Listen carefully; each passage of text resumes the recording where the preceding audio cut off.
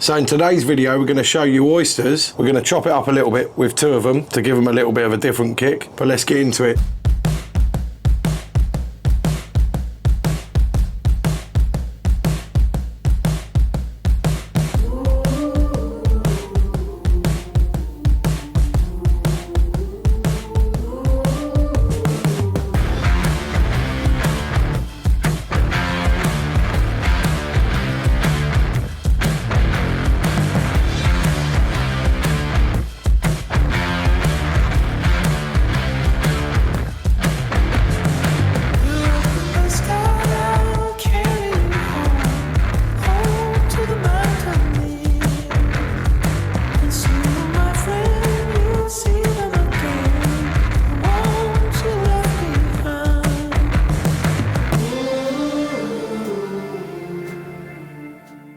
So we got these oysters at Publix. They're just over $1 a piece. We're running just above 300 degrees Fahrenheit. And we're going to put them offset of the coals. Now this is kind of a cheap way of doing it, but our good friend Jason Morrow did oysters the other day, and he did them just like this. And to be fair, they were really good. And once they crack, then we'll shuck them and we'll be good to go. Right, so we'll get that lid shut. Oh, I cannot wait for these. Nom nom nom. So they've been in about 20 minutes and every single one of them has cracked open now, so that's good to go. We'll shuck them and then add our toppings. Let's get to it. To the mountain.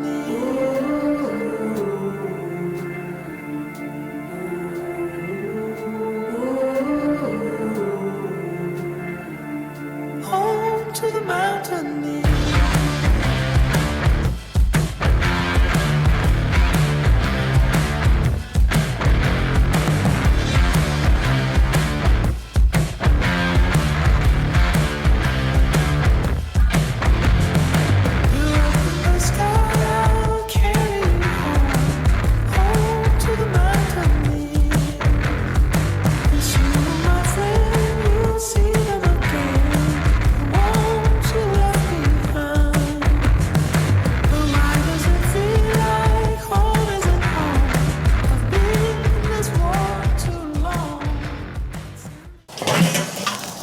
Still not opened. So we got one that hasn't opened. It's being really stubborn. We're going to call that the lost cause. So let's get these bad boys on. Sizzling hot. We're now at about 400 because really all we want to do with these is get that cheese melted. That's all we're aiming for. So Rockefeller style and then Jason Morrow style. As I say, he really loved our cheddar and said that would work really well. And it did. It was a great success. Everyone loved them. So that's what we're doing. Let's go. So typically speaking in the UK, when we have cheese on toast, we normally add just a little bit of Liam Perry's, just a little drizzle over the cheese as it's melted. So I'm going to add that to my ones, but we're going to chop it up a little bit and add an American version twist to that. We're going to kick it up a notch with this American W sauce. I've been having this while I'm over here and it is great stuff. I've got 2 bottles that I'm taking home. Give it the shake. Always give it the shake. So we're going to go with a little drizzle over 2 of these. Just give them another 3 minutes and then we are ready to go.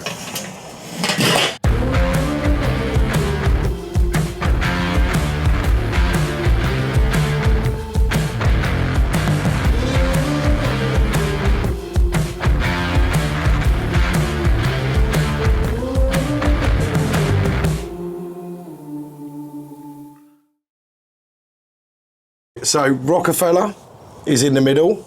We've got W sauce here, and this is the old Worcestershire sauce on that. All of them have got the cheddar that we brought over from the UK because it went down so well. Jason Morrow did this style the other day. Honestly, everyone loved it.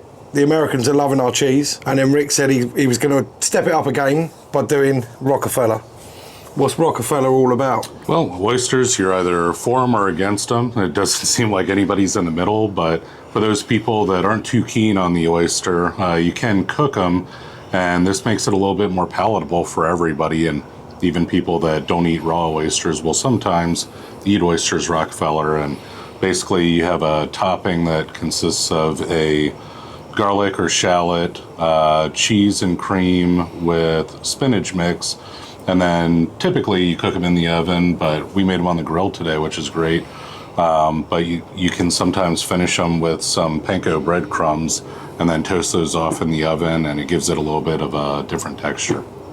Nom, nom, nom. I've got to say, I tasted that sauce when Rick was making it earlier, and it is perfect. It really is. You can have that with pasta. You can't, you know, it's not just for this. You could actually use that for pasta and a lot of other things, but obviously it's going to go really well with these oysters. Should we get into it? Oh, please. Let's go. We've both not eaten all day. Well, snacked a little bit. Should we go for the Rockefeller first? Let's do this first. Okay. This is a little bit heavier of a flavor. We'll kind of ramp our taste bud up. Sounds good to me. We'll go traditional and then W. Bit of the old W. I've packed some of that in my suitcase. It's really good. Cheers. Cheers.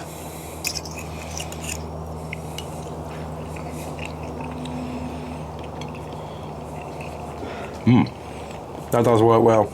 Oh yeah, that cheese is great. It is. It does go really well with those oysters. You can put it on anything.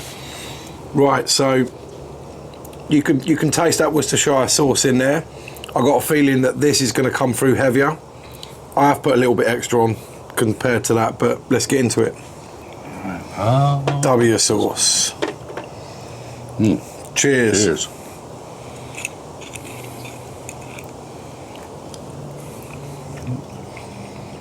Yeah, that packs a punch. It's more prominent than the actual Worcestershire sauce.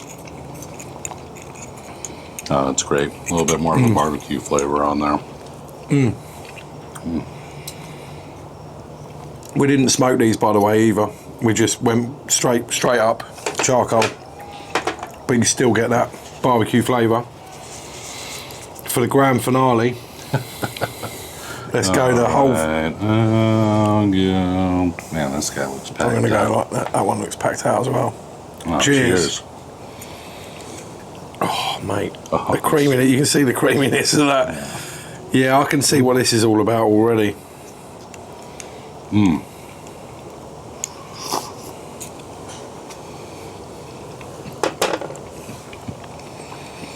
That's stepping it up a notch, it really is. Oh yeah. There's a lot more flavour going on in that. A lot more creaminess. You've got the garlic coming through. Spinach is there, but it's not overpowering. We're gonna have to make these again. I could smash through a dozen of these easy.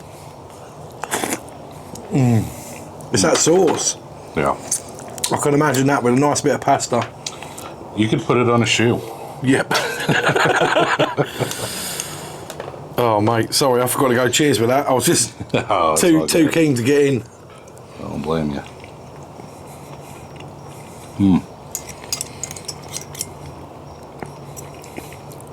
Well, there you go. You can't go wrong with that. So, with all that being said, go cook something exceptional, and I'll see you when I see you. Cheers.